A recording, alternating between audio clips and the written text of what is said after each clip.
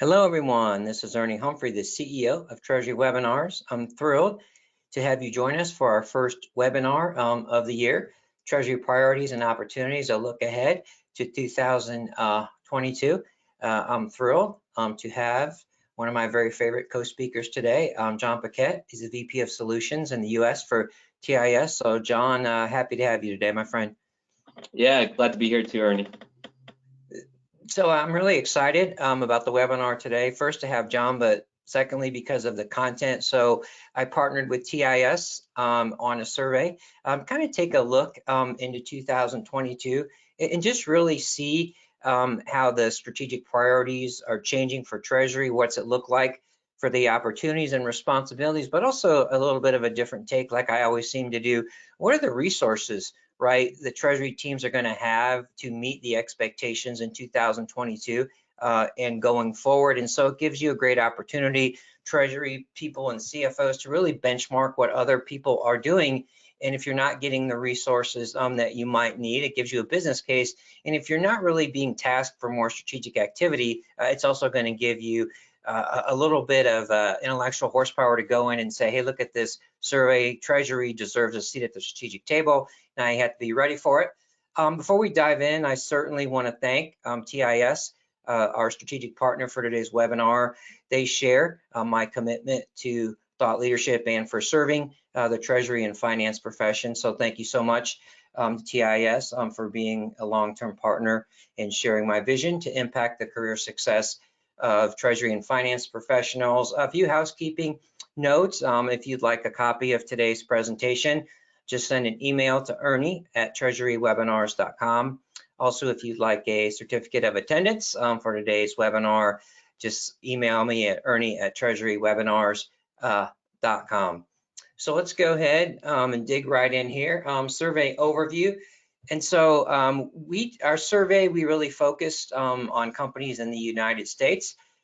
We had I believe 274 respondents. And so just a few of this survey demographics, more than anything else, just to give you guys a sense that I think we had a really solid audience in terms of respondents. And so really what we want to look at is, did we have good representation across company size, across company industries, and other demographics? And I can say happily that we were able to do that. And so in terms of company size, I think the results are interesting, and we were very happy to have such a big percentage of companies that are, I would call the enterprise size. So just for context, when I talk about company size, when I say small companies, that'll be companies with 0 to 100 employees.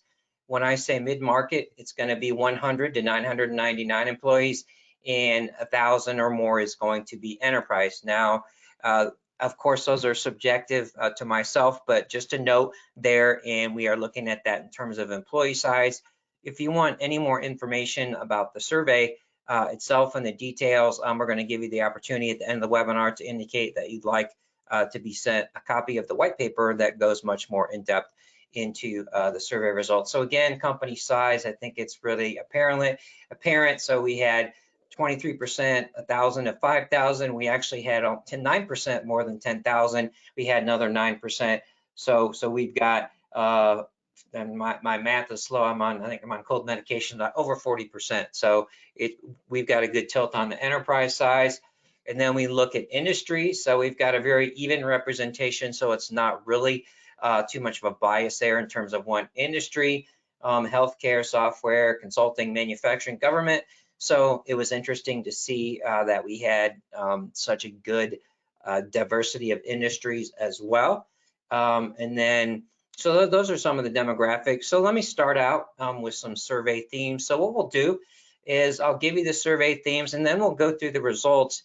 And then as we wrap things up, what I'll do is I'll share with you again the survey themes, but then under each theme, I'll give you what I saw were the key results that really led me to say, okay, this should be a survey theme. A lot of these things are encouraging for us Treasury professionals and leaders. So the expectations of Treasury are on the rise in 2021. We're going to see that in terms of the responsibilities that you'll see, but also even more importantly, the strategic role that Treasury will play. The good news is companies will invest in technology to empower Treasury success in 2022. So that's good news as well. It was really surprising to me, but also I was happy that companies realize that emerging technology and tools are critical to delivering Treasury success in today's world. So we'll talk about some of the adoption in terms of some leading technologies, and one of them, which we'll obviously focus on, is artificial intelligence, AI. And it's really interesting for us to see that companies will look to AI to help mitigate risk exposures and as well as to driving efficiency. So that's exciting. And then companies are also going to invest in their people. And so training up those and also meeting responsibilities. One thing that I forgot to note on the demographics, we did not restrict respondents to have a title, Treasury title. What we did do is we vetted them in terms of self-reporting, in terms of their knowledge. They had to agree that they had a lot of knowledge about the Treasury departments, or that maybe they didn't have a Treasury department. But it was really good in that it allowed us to see a broader view across the Office of the CFO. In a survey that we shared last year, where we ran the survey, there wasn't as much responsibility as we thought, even in terms of cash management. And so I think it's important that we look across the Office of the CFO, as the Office of the CFO is really going to be supportive to us making our predictions and making our expectations, meeting those, particularly in the terms of accounts payable and accounts receivable as well.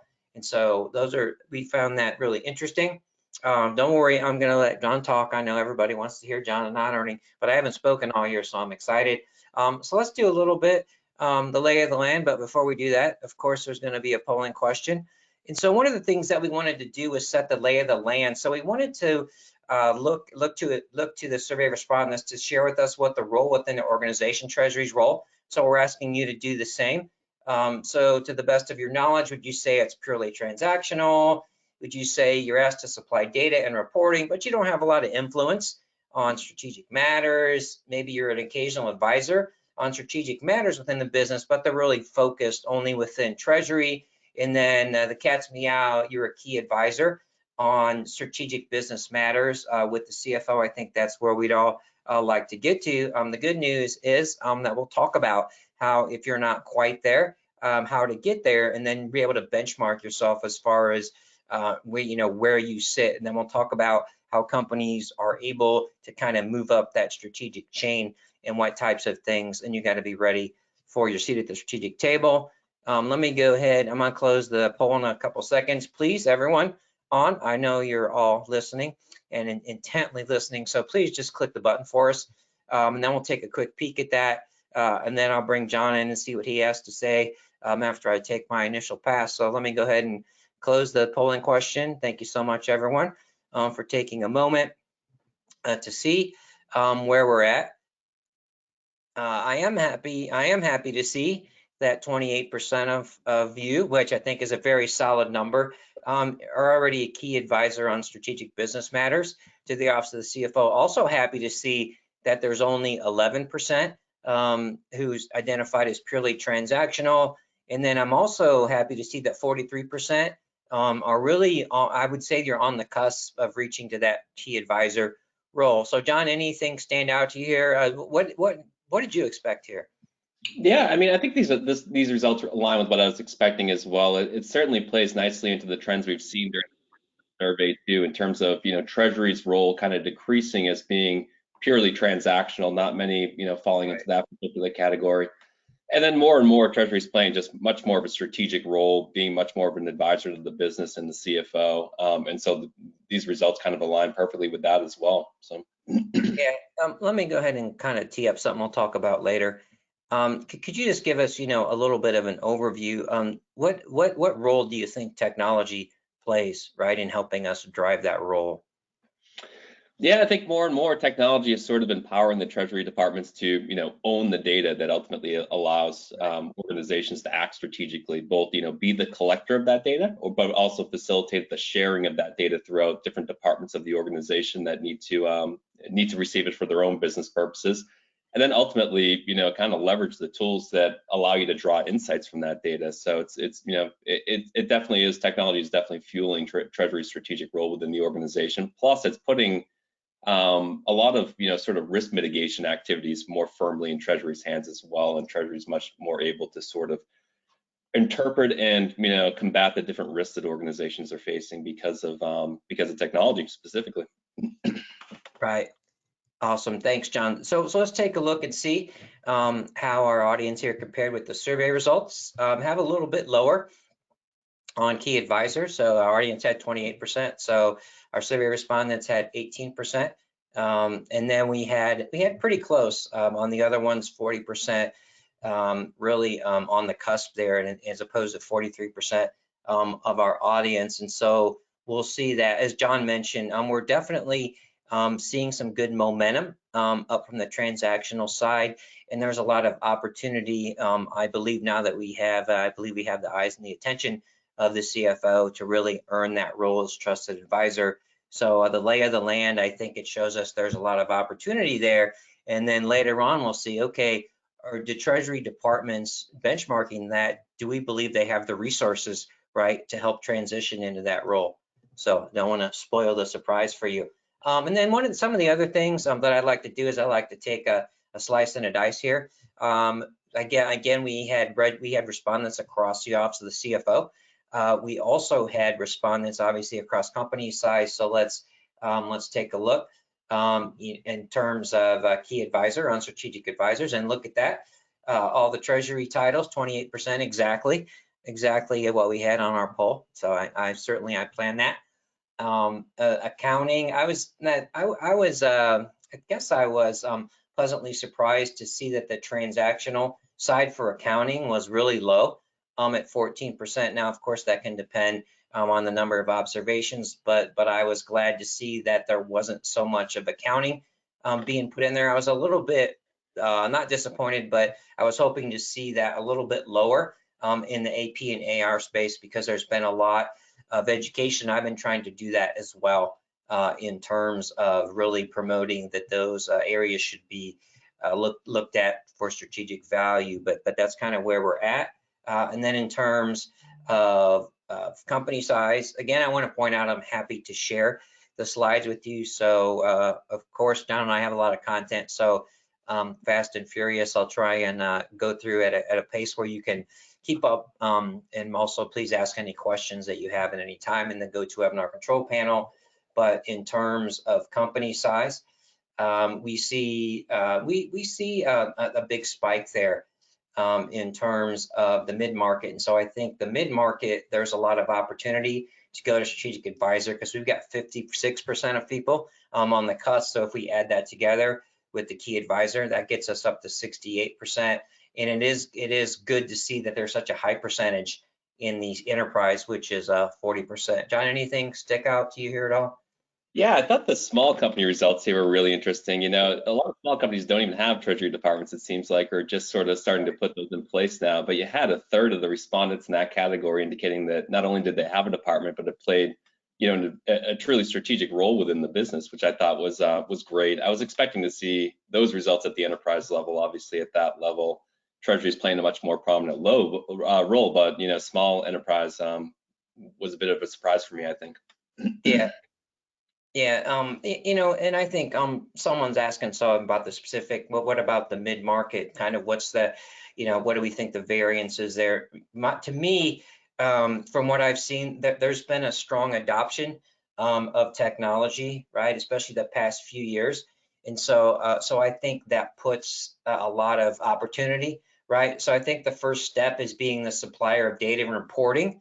And then, and that fuels decision making on some level. And then as you kind of earn that trust, right, up the ladder with the CFO. So I think that's where we have kind of that pent up opportunity there. So that's why I think that's a little bit higher. Now, if we do this next year, I expect to see all the numbers in green come up, but I really expect that to go up in the market. So there's technology adoption in the mid-market. We haven't quite transitioned to that strategic role. So I think that's probably what's going on. Thanks, appreciate the questions. Not too many polling questions, this is so close together, but I think this is important as we go through the survey to help us figure out where we want to focus and talk about opportunities and resources. So asking you to share with us the following highest treasury priority. Are you looking to improve cash visibility? Among these, you may have another. Fraud prevention and our compliance, upgrading technology systems, bank account relationship, bank management, or maybe you are not, none of those are really a top priority for you in, I'm sorry, I should say 2022. I think I'm stuck in 2021. So that should be 2022. So I appreciate everyone's consideration in answering all of our polling questions here today.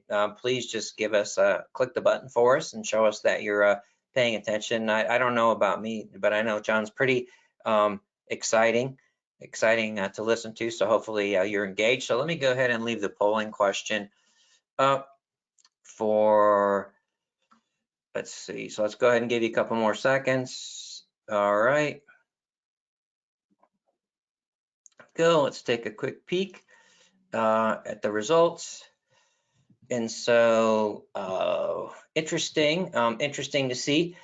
Good to see the 33% in upgrading technology and improving cash visibility. I think obviously both of those can kind of go together, right? So I think it's good that people are focused on cash visibility. One of the things that we'll see later, and we've seen before, is that in terms of an area needed of upgrade skills, cash management is pretty near the top, which a little surprises me, but it's good that people realize that the first step in managing cash is getting that visibility to where it needs to be. So Jon, anything stick out to you here at all?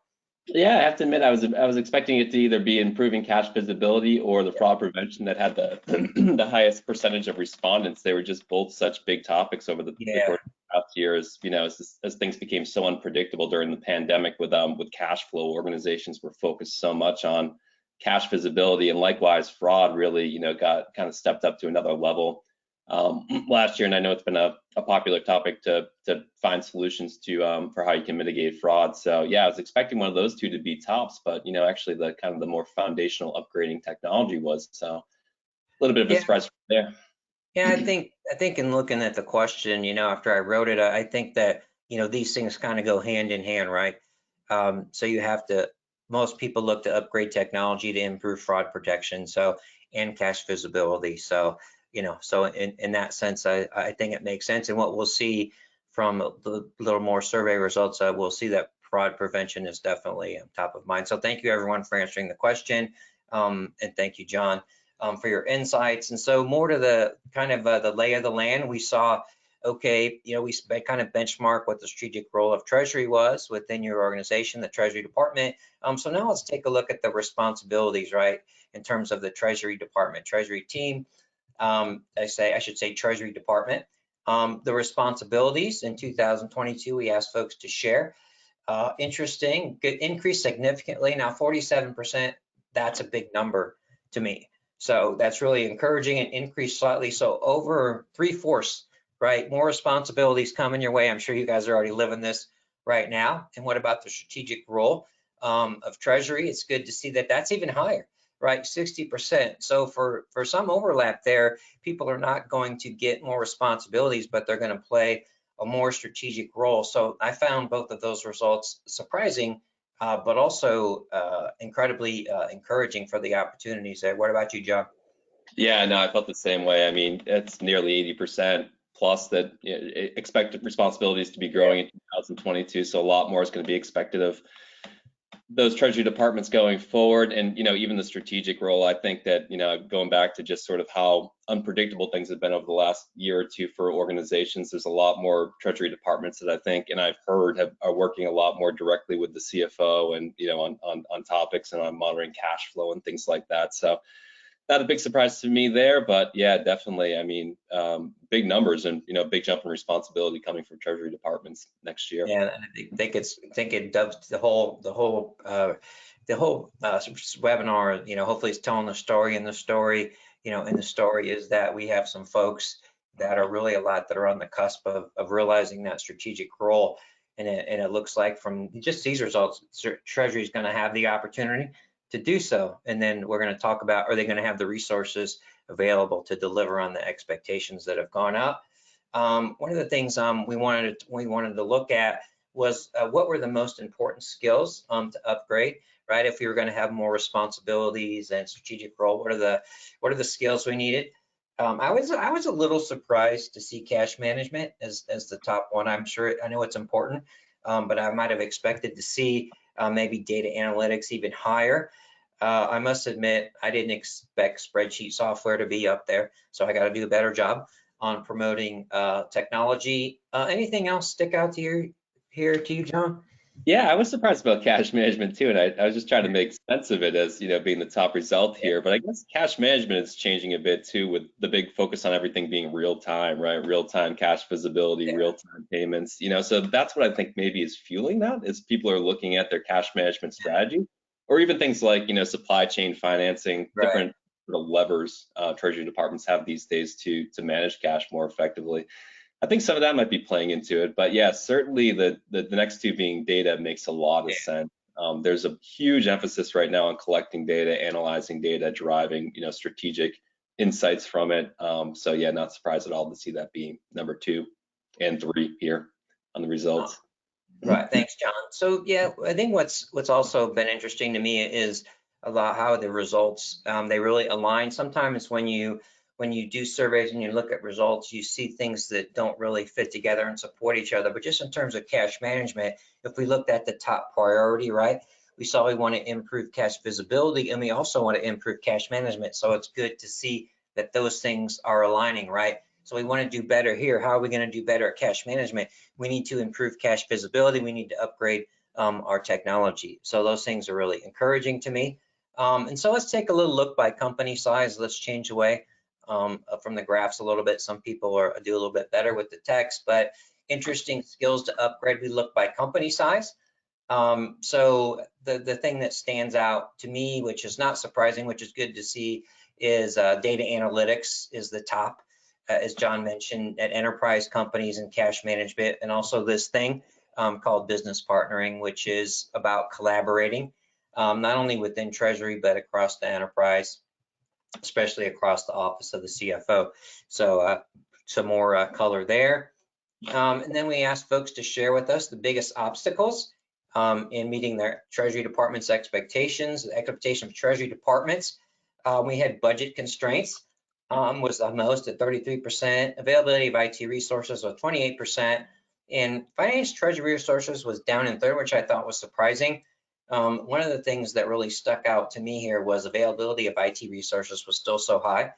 I think with technology adoption, we are seeing people adopt SaaS-based products that are and same along the SaaS/ in the cloud products, and so you should really need a lot less resources from IT. Jon, anything on this one stand out to you?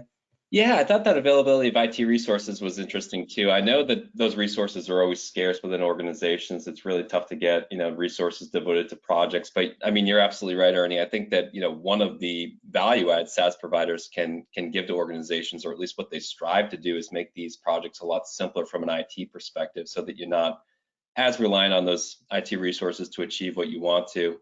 So yeah, I was surprised, to see that number as high as it was. And yeah, I mean, honestly, a little bit surprised to see how high the availability of finance and treasury resources are too. I know, there's a lot of emphasis still within organizations on where staffing levels are. Do they have the right resources? Are they, the right skill sets and things within their company? But it still seems like that's, a relatively major obstacle for completing their projects. Right. I mean, for me, and this kind of confirms it to me, is that, in general, I just don't think fintech companies do a good enough job of promoting the benefits of relying less on IT. And so as companies are making that business case, a big part of that business case can be, you don't need so many IT resources, especially in terms of communication with your banks, which can be incredibly intensive. I know that from back in my day, even, I mean, all the different files and formats. And so if you have a solution, right, that manages all those formats and files, then you can really lower your where you need to lean on IT, and that can be a tremendous value add. We take a little bit of a deeper dive here again by company size. We see budget really kind of sticks out in the small market. in case, let's see, what else kind of sticks out? John, let me give you a little bit of an earlier pass here. Anything stick out to you here? Yeah, first of all, that it's hard not to see that nearly 50% all markets falling into that budget constraint. So it still seems like budgets are very tight. Really a lot of competing priorities at organizations of that size. It would seem being the biggest hurdle to achieving your goals. But then at the enterprise level too, I thought it was interesting. You're kind of split, equally between availability of IT resources and finance treasury resources. So still a consideration there, but almost equally weighted at the enterprise level is really the limitations those companies have, or the staffing levels those companies have, or just sort of the resource profiles they have at the finance treasury level and in competing in achieving their projects. I thought that was interesting, an interesting result here. All right. Thanks, John. So we took another slice by department as well. And so we see budget constraints, Treasury is higher. So again, a lot of results, we have a lot of content to get to. I want to get to the results that focus on technology so John can drive us through those. I think those are some of the most interesting and compelling results that we have. And so John, why don't I give you the driver's seat here for the next several slides. So why don't you take us through this starting here? Yeah, sounds good. Yeah, so one of the questions that we asked organizations what was their biggest risk mitigation focus for 2022, and you can see from the results here, really nearly 30% responded that eliminating manual payments was their biggest focus, which is something that all Treasury departments have tried to achieve for a very, very long time. I think it's an interesting result to be first here because so much goes into actually achieving that. You have to increase your level of straight-through processing so that all of your payments originating from your AP system rather than manually, and even probably contemplate things like AP automation efforts, because a lot of the times what's driving the manual payments is that that invoice that gets lost or doesn't get approved on time and becomes super urgent needs to be wired out manually, right? So, but you can see here, companies are at least acknowledging here the risk of manual payments being extremely high, right? One of the biggest factors for organizations. And then they start to focus on, sort of more low-hanging fruit type items, improving just payment security training programs within the company, instituting better segregation of duties, having, the right people involved in approving certain actions within the companies kind of round out the top results here. Really low results, which was surprising for me, on just leveraging technology to detect, abnormalities in payment activity, more kind of risk detection type softwares, or even, payee validation services. It seems like a lot of these account validation services that are starting to come to market these days are receiving a lot of attention, but it still doesn't seem like it's going to be a very high adoption item for organizations, at least amongst this group in 2022. So I was a bit surprised there. As far as, another question we asked is what we thought would be available for professional development opportunities in 2021. How would that vary over 2022? And really, this one kind of ties in nicely to the results that we showed before in terms of organizations expecting responsibilities to increase. So obviously you would expect professional development opportunities to increase as well. And, for the most part, they do, about 43%, which I thought was a pretty healthy clip here for that to grow at. Otherwise, about 50% are expecting it to stay about the same. Relatively nobody's expecting professional development opportunities to decrease. So it seems like organizations are still prepared to invest in their employees to kind of fuel that professional growth. And just cutting those results up by the mid small market enterprise level, you can see that, really amongst small organizations is where you're seeing the smallest increase really in professional development opportunities. But within enterprise organizations, it's nearly 50%, mid-market ticking up close to 50%. So maybe a little bit less emphasis on this at the small market level. But definitely it seems like it's a big focus point for enterprise and above. All right, let's switch to the resources available in 2022. And John, just go ahead and keep driving for us. All right, sounds good. Yeah, so I thought this result was interesting too. Companies that expect to upgrade their technology related to their department, nearly 75%. That's a huge number. I can't remember seeing a survey result indicating that higher percentage of organizations were planning to make some sort of technology upgrade. Trying to think of why this might be, in some respect, maybe it's some of the uncertainty that was, kind of came about as the result of the pandemic, the financial uncertainty. is starting to subside a bit, or I guess it could be the other side of it too. Companies maybe are realizing that the uncertainty is here to stay, and they need technology to be able to manage a lot of these variables. I really don't know what to think. I mean, Ernie, what do you think is driving this result so much, being up around 75%? I think part of it might be that companies may have upgraded technology maybe in another area, so they may have had a siloed approach to technology. And so the survey results were across department. So maybe there was a key AP leader who had a lot of collaboration with Treasury, who they had an upgrade, and so they kind of said kind of spread the word, right? So the company, right, I might have seen the value of investing in technology, so that I think that might have a little bit to do with it. And I think companies have seen, I mean, you see that your competitors and everyone else is leveraging technology. Companies are beginning to understand that not upgrading technology can be a competitive disadvantage. So I think those might be a few things that might be going on there. Yeah, no, great points there. And then I think this result is interesting too, as far as the markets, the company size of organizations looking to upgrade their technology. Small is only about 57%, but you can probably remember from a few slides ago that the small enterprises were, small organizations were those with the biggest budget constraints, it seemed like, that were kind of hindering their technology upgrades. So maybe that's driving some of this result here.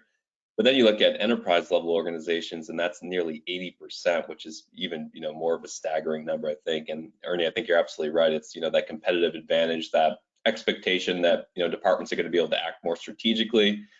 For enterprise level companies, we've seen a lot of results that show the emphasis on consolidating and analyzing their data better to drive strategic insights. So a lot of that investment might be directed towards those areas as well. But you can see that technology is definitely on the forefront of their minds at that level. Yeah, I think the other thing maybe driving a little bit on the enterprise side is that I think it's been building over the last few years, but I think enterprise companies in general have gotten away for their love into version lock, right? In that on-premise solution. So I think now that companies have seen it themselves or with their competitors having success with these SaaS and cloud-based applications that can be somewhat of a bolt-on application. So I think there's much more of an appetite there, and they realize that they can get up to speed, and it's not going to, and they can do that, right? It's not going to shut down their whole company, right? As we learned during the pandemic. So I think that could be driving it as well.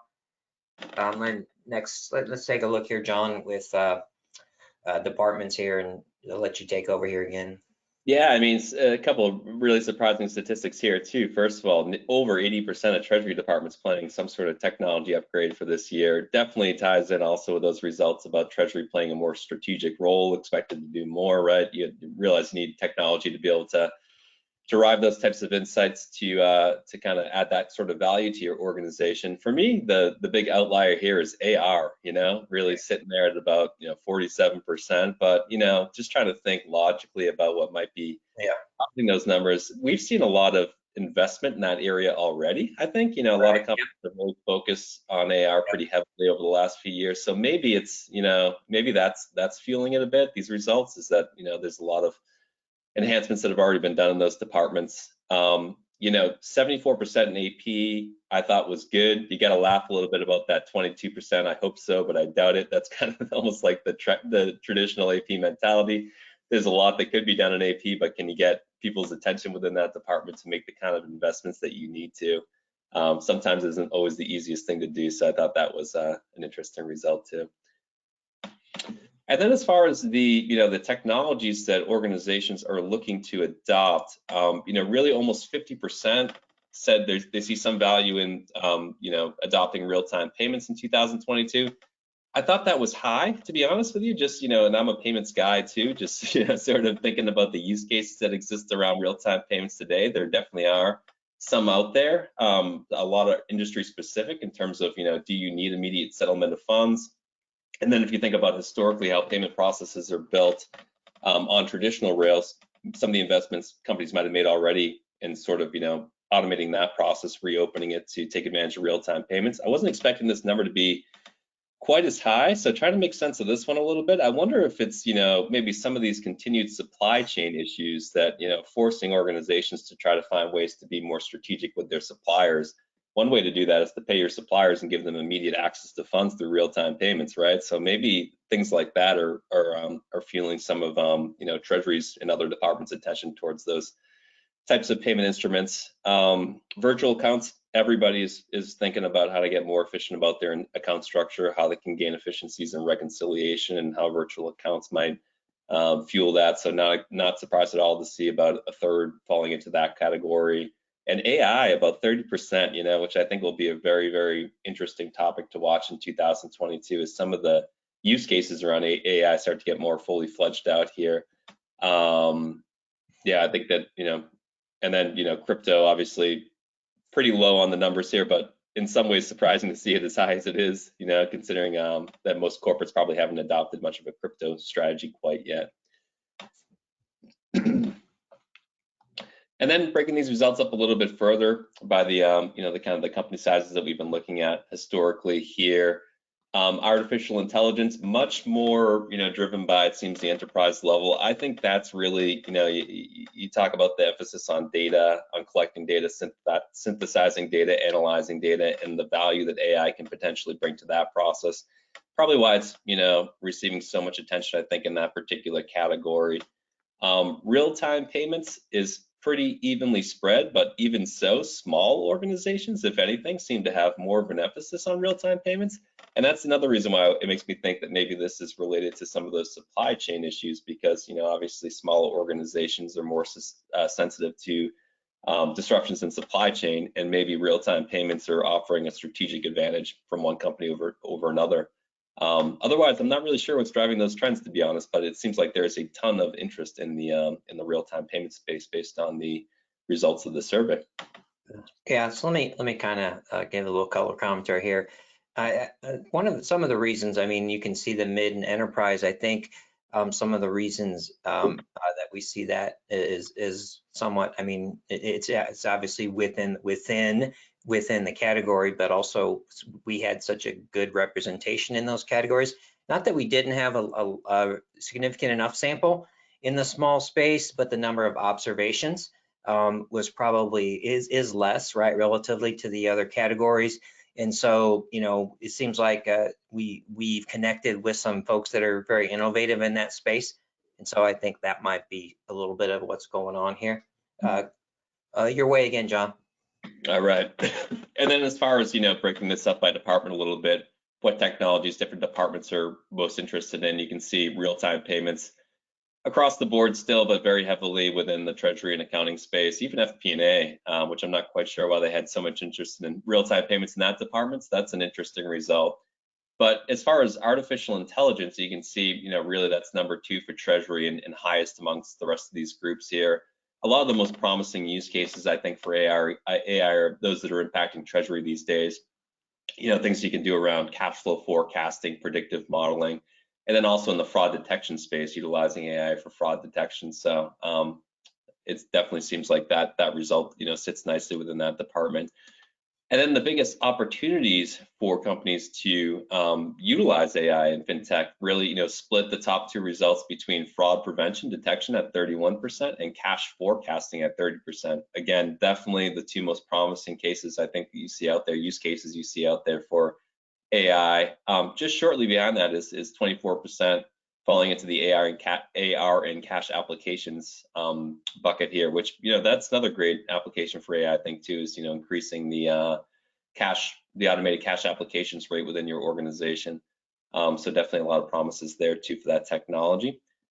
And then, breaking this down by company size, I thought this was, another one of those interesting results. So you can see on cash forecasting here, a lot of the small organizations believe that that's the opportunity for AI to improve the process the most, right? So small organizations maybe have been more sensitive to the unpredictability of cash flows over the course of the pandemic here during, as things have sort of gotten more abnormal for companies, and they're looking for solutions for how they can maybe drive a better forecasting process. But then as you jump to the enterprise level, you can see that really, predominantly the enterprise level organizations believe fraud detection is the biggest area where AI can help.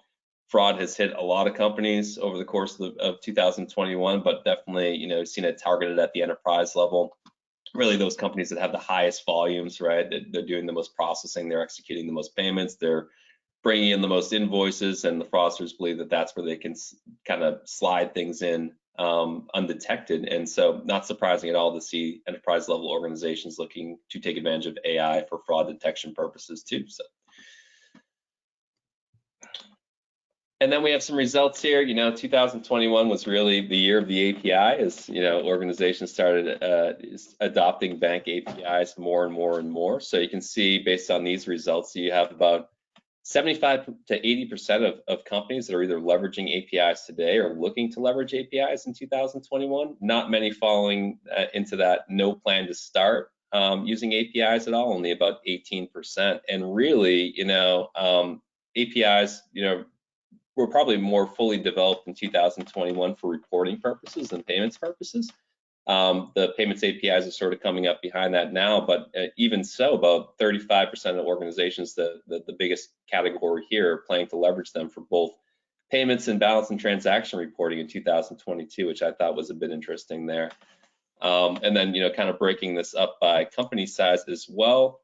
Not really anything too surprising here. I think, maybe, small organizations make up the biggest group of companies that plan to start using them, in 2022, which I thought was interesting. And enterprise level organizations actually make up the largest percentage of companies with no plans to use APIs in 2022. So maybe these are, maybe a little bit of a signal that at the enterprise level, there are processes that are more fully established around automatically collecting bank information and making payments. And even if they are, using traditional kind of more file-based movement mechanisms, they're filling the purpose for those companies, and they don't plan to reopen that. But certainly, a lot of interest in APIs across the board at all levels here.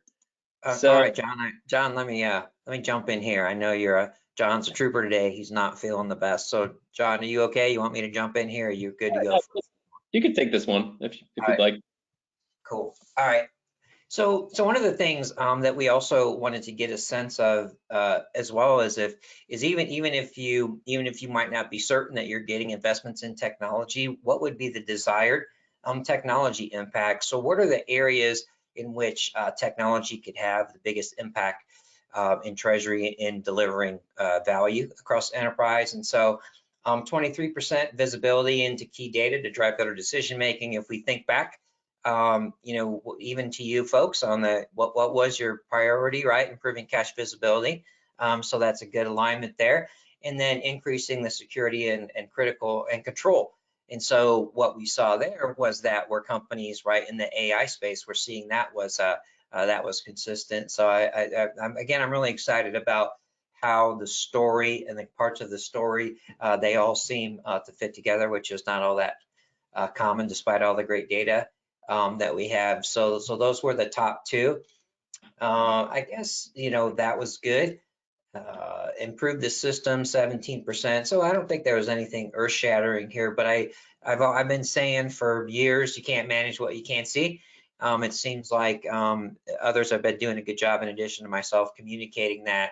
And then also realizing that in addition to efficiency in Treasury and payments is also we have to do it safely. So I think those two things don't compete against each other. And I think sometimes there's too much of a tilt in one of those areas when we need to consider safely as well as efficiently. So good to see that. A little bit of a deeper dive here by company size here.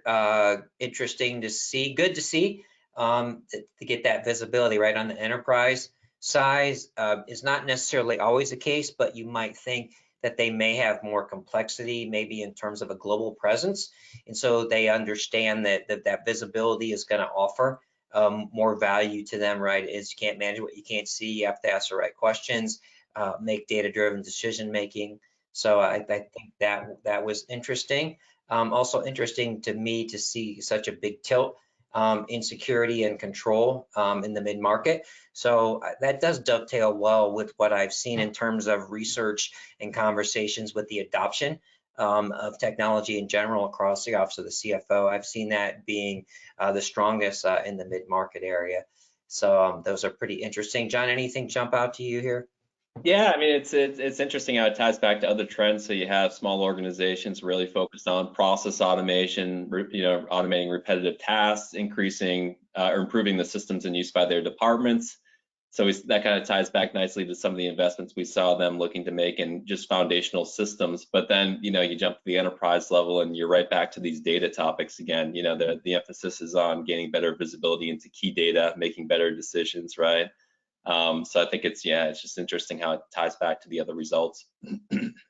All right, so this is near and dear to my heart, like professional development opportunities. So in addition to looking at the investments in opportunities, right, for your professional growth, we're looking at employees. So this is encouraging. 51% of those surveyed said they were looking to add employees in their department. So keep the same as 45%. So in addition to the professional development opportunities, which are up at 43%, I'm also adding employees. So in some cases, both. So that's really important to look at what are the skills that your team needs to be successful, and then can we develop those internally, or would we like to go outside and add someone with a different skill set so everyone can cross train each other. And so just want to circle back a little bit on the opportunities for different types of programs. What we saw from research last year of Treasury professionals, there was a lot more investment in webinars and virtual events.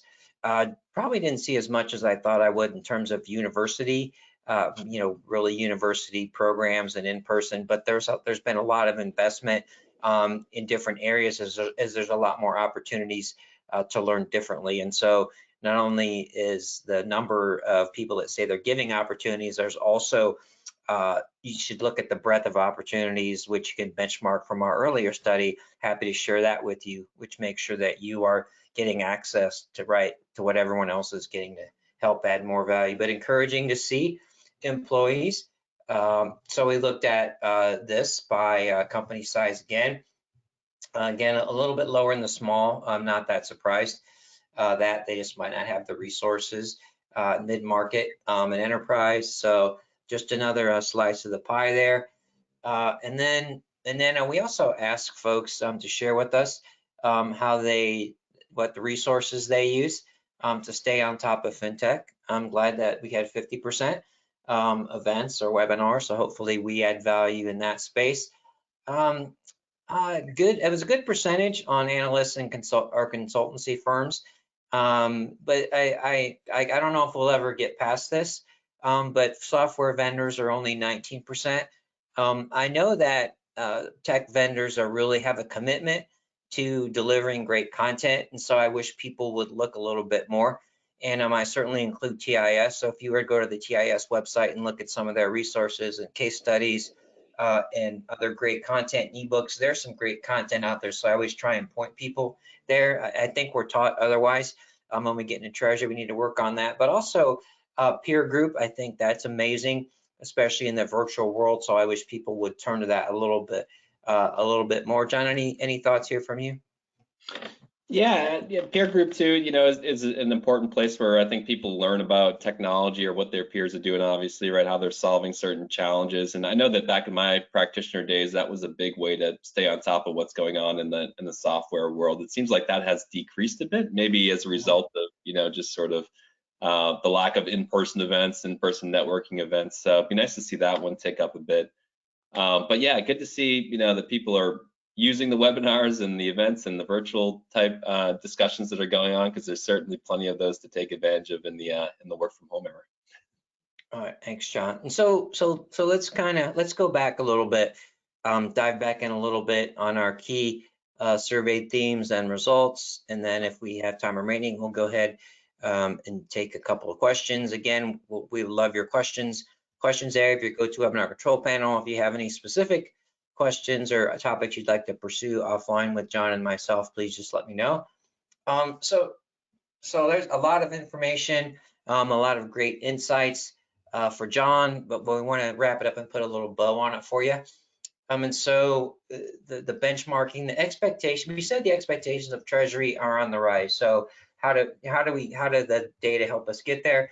77% of survey respondents indicated their expected increase significantly, 47% or increase slightly, 30%. So that's one, expectations, two pillars there, right? The responsibilities, the amount of responsibilities or the breadth, but also the strategic nature of the role. And 60% said the strategic role of Treasury is expected to increase in 2022. Good news, if you're ready, you should want to be tasked with these two. You would like to have the opportunity to deliver value there. And so, okay, we understand the expectations are going up. We have an opportunity to have a seat at the strategic table. Are we going to be able to deliver? Are we going to have the resources that we need to deliver? And I think as John spoke to and what I've seen over the past several years is that people are, I've always thought it, but you see it in light. Technology really empowers Treasury success. I think people, for the most part, have gotten over being afraid of technology. I always tell people to look at technology two ways. One is that it's going to allow you to focus on more strategic activity. It's going to give you visibility, ask the right questions, identify opportunities. And I really look at it as a way to empower success. So it should be your best friend. And there's a lot of value there. So I think that's what we've seen. So kind of what goes behind that intuition is that, and good companies are going to invest in technology to empower Treasury success. Again, Treasury success is not just dependent on what happens in the Treasury Department, what the technology has in the Treasury Department. What it really is the office of the CFO, right? We see more influence from Treasury or reporting up through Treasury in terms of AP, AR accounting, and FP&A. And so we need to expand that and make sure that our colleagues are, so let's say if we understand the how and why of AP and AR, well, that's going to help us in our cash forecasting, timing our payments, and add value there. And then companies expect to upgrade technology, like I said, across the office of the CFO. John, any other color you want to give on those first two survey themes or any thoughts? No, I mean, really, I think points that are pointed out multiple times during the course of the survey through multiple different results. And yeah, you can definitely see the growing role of Treasury within nearly all organizations these days. And it's nice to see that companies have such a commitment to investing in technology to support that growth. Still, you know, that 81% of Treasury organizations upgrading technology in 2022 is a crazy stat for me. But yeah, it's great to see the percentages be that high. Yeah, and then taking, you know, a little bit of a dive there, like we'd like to do. So when we see something that it really, we think merits further investigation. So we see there's a commitment to technology. Well, what does that mean, right? What about emerging technology? What component of that is there? And then what can we look to see? And what are all the things you should be looking at as a Treasury or finance leader? Companies realize that emerging technology and tools are critical to delivering Treasury success in today's world. So we saw in place by the end of 2022 include AI at 30%, which I think is a high number, which I'm glad to see. We talked a lot about real-time payments, and John touched on cryptocurrency. Honestly, 14% kind of blew me away a little bit, just because I didn't think there'd be much of an appetite there. On that front from what I've seen. And so look for us at Treasury Webinars. We need to get some webinars out there on cryptocurrency, what that means, the cost and the benefits. The reason I thought it would be more of a hesitation was if you think back, I don't know, maybe it's 15 years or so, companies would not do any mobile banking. I mean, that was a big no-no, right? So that adoption was really painful. So I thought cryptocurrency might be a little bit you know, a little far behind there. And then companies where they'll look to AI, in addition to driving efficiencies, they're looking, first of all, they're looking in mass, but they're looking for counterparty risk and fraud prevention detection. So I think those are important. So let me go ahead and I'm going to ask John if he has any, you have comments on either of those themes, and I'm going to go ahead and launch our final polling question to make sure we get that out there today. John, any thoughts on those two themes? Yeah, I mean, I think you made a good point there. I mean, that companies are really embracing these new coming to market technologies. It seems like, finance departments in general are embracing new technologies much quicker than they historically have been. Real-time payments, nearly 50%, AI, 30%, which I also thought was high, and even cryptocurrency at 14%, although not that high. I think what I've found in conversations with treasurers and, at the AFP a few months ago here is that treasurers are open to the use cases around cryptocurrency, right? If it solves a problem, they would consider it for sure. So it's nice to see how fully the community has embraced all these new technologies. Oh, thanks, John. I just want to point out to everyone that the polling question is open. If you're interested in getting a certificate of completion, certificate of attendance, which you would use to submit for CTP credits, I'll need you to answer all the polling questions. So please, I'll go ahead and leave the polling question up for another 20 or 30 seconds or so. And so our final theme was that companies will invest in acquiring or training up those in the office of the CFO to meet and beat those expectations, responsibilities, and that more strategic role. So that's incredibly encouraging. Let me go ahead and close the polling question here. I'll give you guys another few seconds. Appreciate everyone taking the time to just click that button for me. All right, thank you so much, everyone. Oh, I don't want to show that. All right, let's hide that. But that's a good number, right? Everyone should be interested in the survey results, right? They're awesome. All right, so 43% of survey respondents indicated professional development opportunities for their team be increasing in 43%. That's amazing. And 50% look to add staff. So what we've seen is strong across the office of the CFO, but it's also strong for Treasury in particular. So I think that's really encouraging. So John, any final thoughts as far as that theme is concerned? Yeah, I mean, you can see, throughout the survey results, expectations are on the rise. More and more is being expected of companies. So it's good to see the companies also sort of give back to the employees and provide the training opportunities and professional development opportunities. In addition to sort of supporting the technology investments needed to facilitate that too. So very encouraging results. All right, thank you so much. So as we wrap things up, I want to take a moment for a few big upcoming events. Before I do that, I want to thank John for joining us and sharing his great insights with us. So John, thank you so much. Always a pleasure. Yep, great to be here too, Ernie.